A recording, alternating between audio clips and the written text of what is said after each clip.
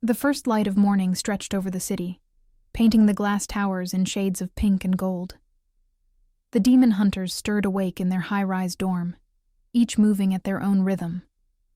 Zoey was first, bouncing out of bed, stretching with a grin, her hair messy, but her spirit already glowing. "Unnie, Unnie," she called, tugging Mira's blanket. "Let's go out today. No training, no work, just fun."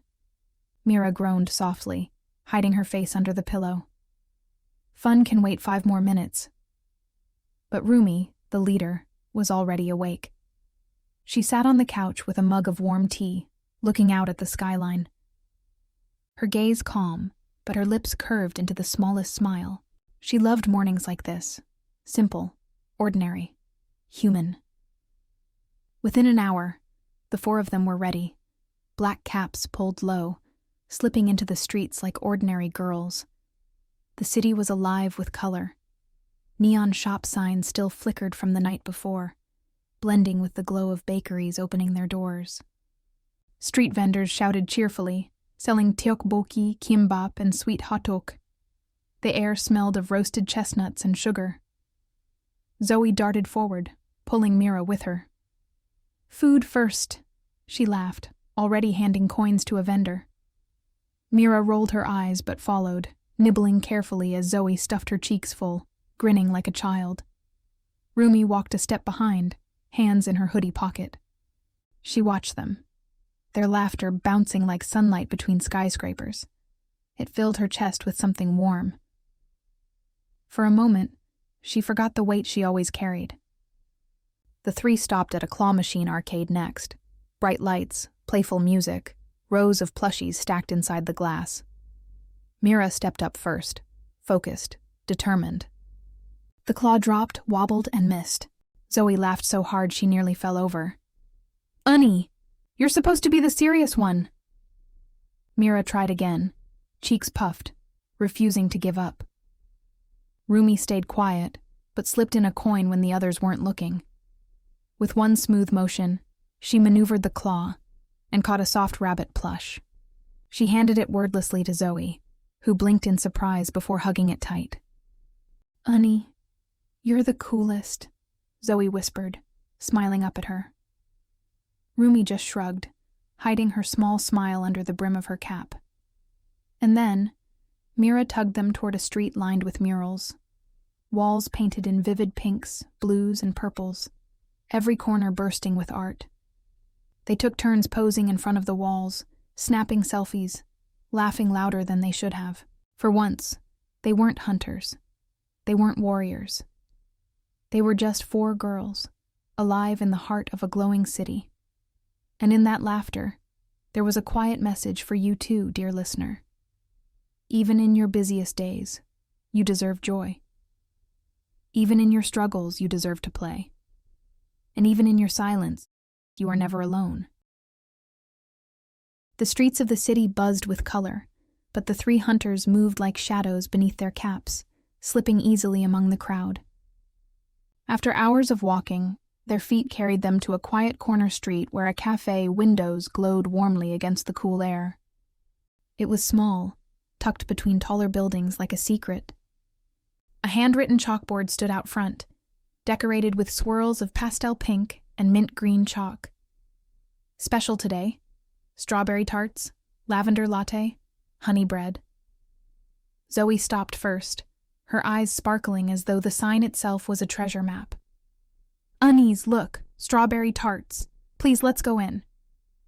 She pressed her palms together dramatically, grinning at Mira and Rumi.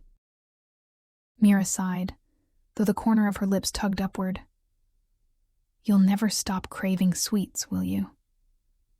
Zoey only bounced on her toes. "Never."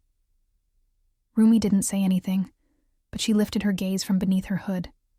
The café looked peaceful. That was enough for her. Without a word, she opened the door and slipped inside, the small brass bell above the frame chiming softly. The air changed immediately. Outside, the city was alive with horns, chatter, and neon lights. Inside, it was warm, quiet, and soft. The scent of roasted coffee beans drifted like a lullaby, blending with the sweetness of fresh cream and baked pastries. Wooden tables lined the space, each with tiny potted succulents perched in the middle. The walls were painted in gentle pastel shades, a dreamy blue, dotted with framed sketches of flowers and skylines. Zoey nearly skipped toward the glass display case, eyes wide at the rows of cakes, tarts, and breads. "It's heaven," she whispered, her breath fogging up the glass. Mira tugged her back gently. "Order first, Zoey. You can't just stare at them forever."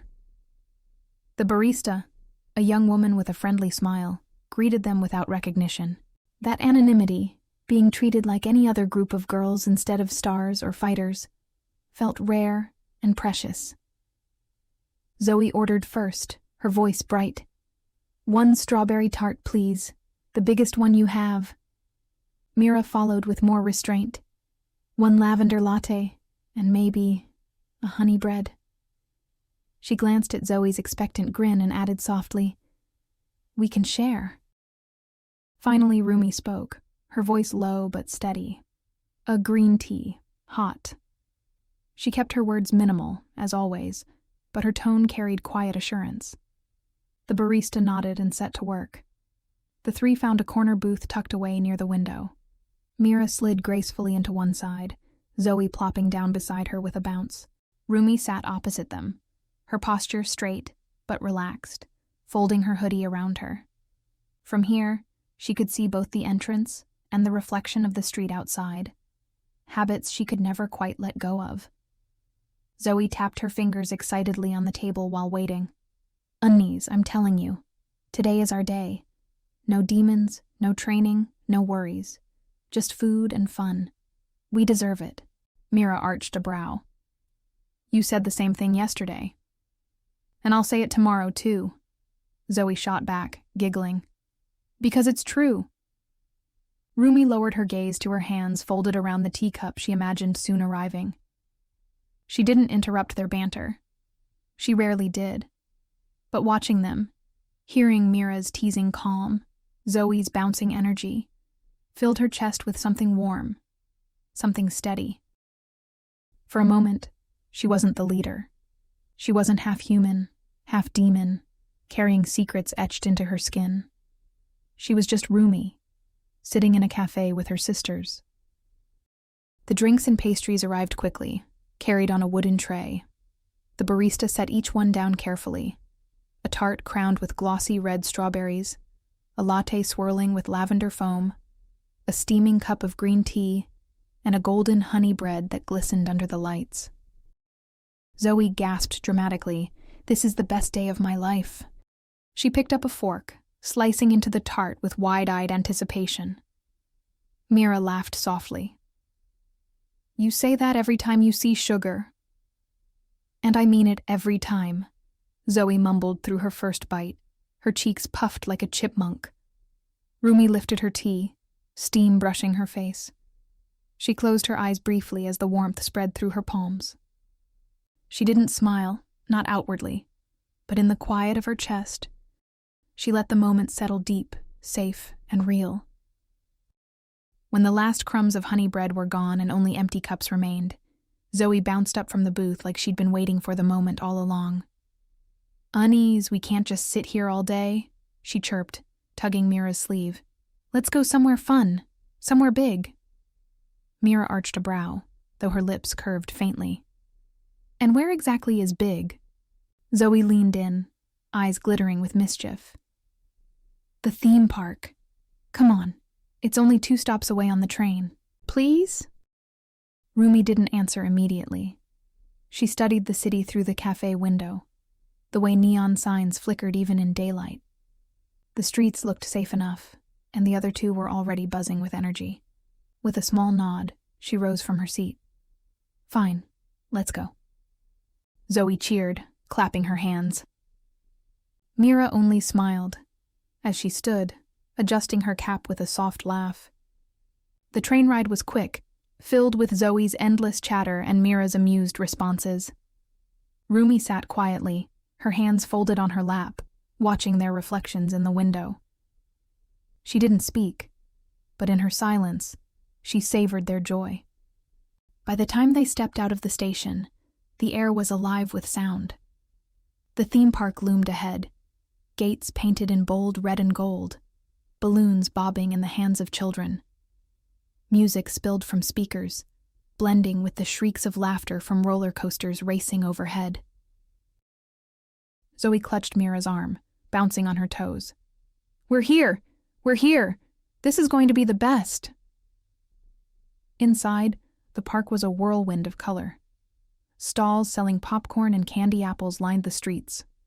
Rides towered in the distance, a Ferris wheel glittering like a jewel, spinning teacups painted with flowers, a roller coaster that roared like thunder as it twisted through the air. "Roller coaster first," Zoey said, already dragging the others toward the line. Mira shook her head, though her laughter slipped out. "You're impossible." The three strapped into their seats, caps pulled low, hands gripping the bars. Zoey was practically vibrating with excitement. Mira looked calm but curious, and Rumi, simply steady, eyes on the track ahead. The cart clanked upward, higher and higher, the city stretching out beneath them. The wind tugged at their hair, carrying the smell of sugar and popcorn from below. "Unease!" Zoey shouted over the rattling. "If we die, I love you." Mira replied, laughing, "Don't say that." And then, the drop. The coaster plunged, twisting and roaring. Zoey screamed at the top of her lungs. Mira laughed uncontrollably, and Rumi, for once, let out a small laugh too, hidden under the rush of wind. Just a breath of sound, but real. By the time the ride screeched to a halt, Zoey was breathless, her cheeks glowing. Mira shook her head.